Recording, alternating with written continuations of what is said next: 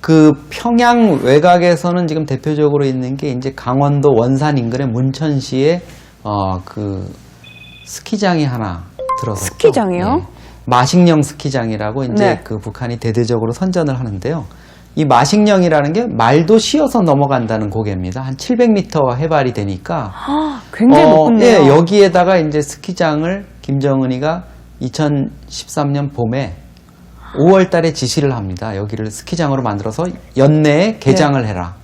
그래가지고 그 지역을 지키는 북한군 5군단 장병들이 그냥 새까맣게 달라붙어가지고 횃불을 켜고 그걸 오픈을 했죠. 그런데 김정은이 2013년 그해 겨울에 가가지고 타고 재작년 네. 겨울에 가지를 않았습니다. 왜요?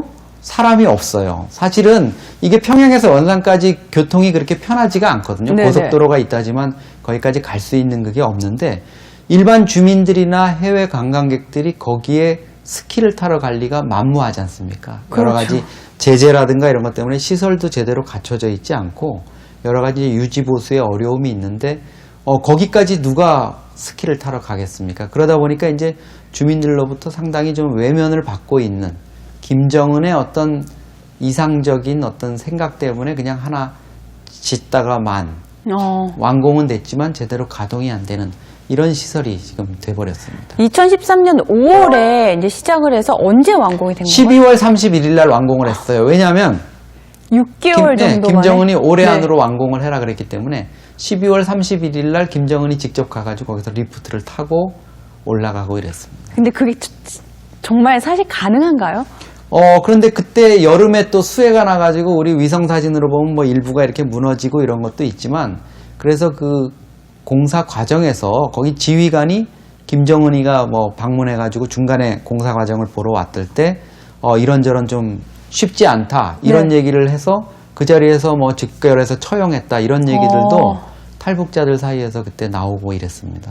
네, 뭐 물놀이장에 4D 영화관, 각종 뭐 스포츠 시설까지 정말 오락 시설 건설 붐이다라는 말이 나올 정도로 많은 오락 시설들이 건설되고 있는데요. 이렇게 많은 오락 시설이 건설되는 이유가 뭘까요?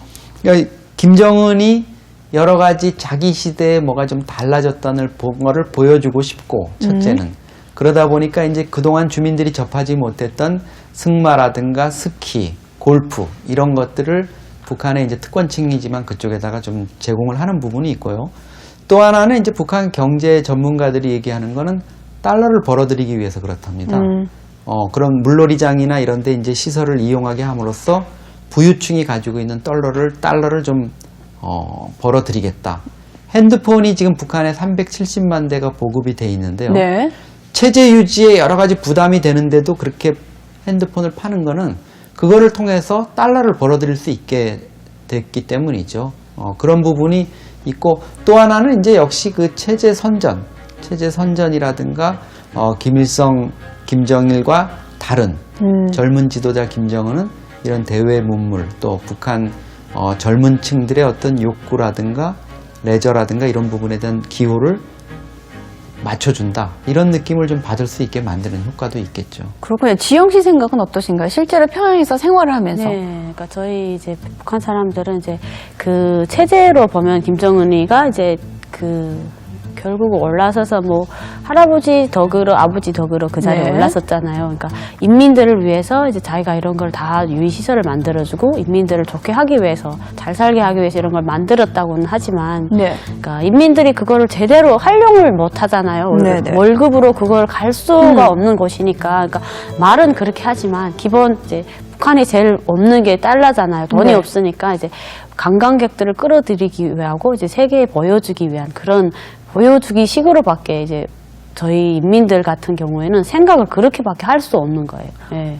그거에 대한 뭐 불만 같은 건 없나요? 북한 주민들이? 당연히 불만이 있죠. 이제 네. 이제 물놀이장 같은 게 하나 생긴다고 하면 이제 자주 놀러가는 것도 아니고 이제 네. 그거를 하나 만들려면 이제 주민들이 엄청 이제 나라에서 해주는 것보다도 주민들이 회사나 이제 직장 내에서 돈을 모아서 하는 게 엄청 더 많거든요. 그러니까 그런 건물이 하나씩 설 때마다 사람들은 더 힘들어하고 이용할 수 있는 그 차원은 어느 정도 부유층이 가고 하는 거니까 그리고 또 요즘에 막 핵폭탄도 막 쏘고 하잖아요. 근데 북한 사람들은 그게 얼마만한 가치인지는 몰라요. 그냥 이제 이제 우리나라 이제 군사력이 발전하는 거다 이렇게 네. 생각하지만 이제 외부에서 다 들려오잖아요. 이제 네. 이걸 하나 만들려면 월 수백만 달러가 들고 막 이러니까 그 인민들 생각에는 저거를 만들지 말고 이제 배급이라도 제대로 줬으면 네. 항상 이런 불만은 가지고 있죠. 그렇군요.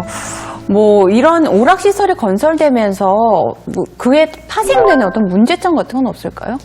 무엇보다도 이제 이 문제점, 부작용이라 할 수 있는 부분은 북한의 어떤 인민들을 위해서 먹고 사는 문제 이런 것들을 해결하기 위해서 쓰여야 될 자원들이 네. 이런 김정은의 어떤 보여주기식, 네. 또 과시성, 특권층을 위한 이런 쪽에 집중이 되는 거죠. 이런 것들이 이제 건설을 하려면 뭐 1,000억 원, 2,000원, 우리 돈으로 하면 1,000억 원, 2,000원씩 들어가거든요.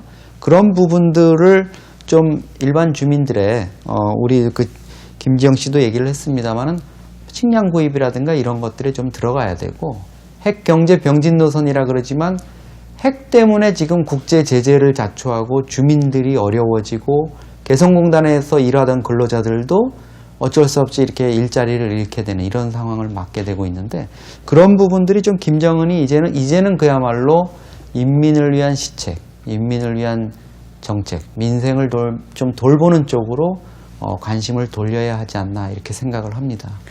이 오락시설에 들어가는 비용과 자원만큼 주민들의 먹고 사는 문제에 좀 관심을 가졌더라면 얼마나 좋을까 이런 생각이 듭니다. 오늘 도움 주신 두 분 진심으로 감사드립니다.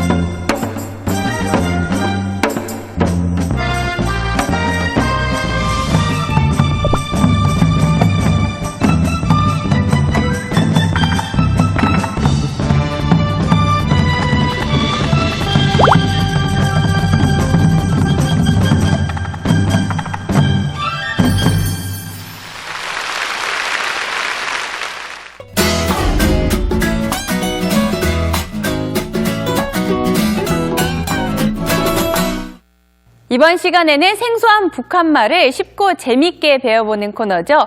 보고 듣는 북한말 시간입니다. 오늘은 어떤 말을 배워볼까요? 화면을 함께 만나보시죠.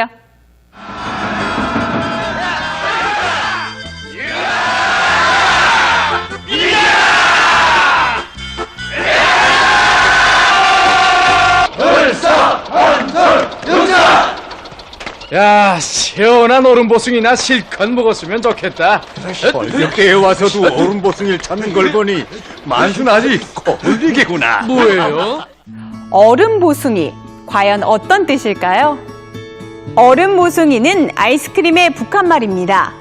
다른 사용 예로는 어디가 아파서 오셨어요? 얼음보숭이를 많이 먹었더니 배탈이 난 것 같아요. 그럼 다음 단어 알아볼까요? 자, 저기 벼랑까지만 좀 함께. 자, 조심. 하나, 둘.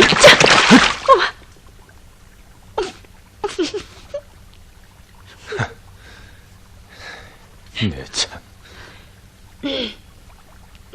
진옥동무와 정민대대장의 결혼식을 돌격대 한복판에서 차려주자고 하는데 어떻습니까? 그 말을 들으니 발전소가 왕왕 돌아가는 것 같습니다. 그러니까 우리 흥봉에 첫 제대군인 덕육대 부부가 생겨나게 됐구나. 발전소가 왕왕 돌아가는 것 같다. 북한말 왕왕은 어떤 뜻일까요? 북한말 왕왕은 거침없이 기세 좋게 일하는 모양을 뜻하는데요. 다른 사용 예로는 왜 이렇게 기운이 없어? 하루 종일 왕왕 일했더니 배가 너무 고프네. 희한하구나. 우리 소대장 이 옷을 입고 나서면 흥문굴 안에 선녀가 내려온 줄 알겠군. 나도 이 옷 입고 첫날상에 척 서고 싶은데. 서보지 뭐. 근데 이 첫날 옷을 시집에서도 보내오고 평양에 있는 동무도 보내왔는데 어느 화면에서 말하는 첫날 옷은 어떤 뜻일까요? 첫날 옷은 여자가 결혼식에 입는 옷을 이르는 북한말입니다. 이를테면 웨딩드레스 같은 건데요. 다른 사용 예로는 결혼식에 첫날 옷 뭐 입을 거야? 꽃자수가 바뀐 첫날 옷을 입고 싶어. 이상 보고 듣는 북한말이었습니다. 오늘 통일의 길에서는 북한의 오락시설에 대해서 전해드렸는데요. 언젠가 남북한 사람들이 서로 물놀이장에 놀러가고 유원지에서 휴가를 보내는 그날이 오지 않을까 기대해봅니다. 저희가 준비한 내용은 여기까지고요. 다음 이 시간 다시 찾아뵙겠습니다. 감사합니다.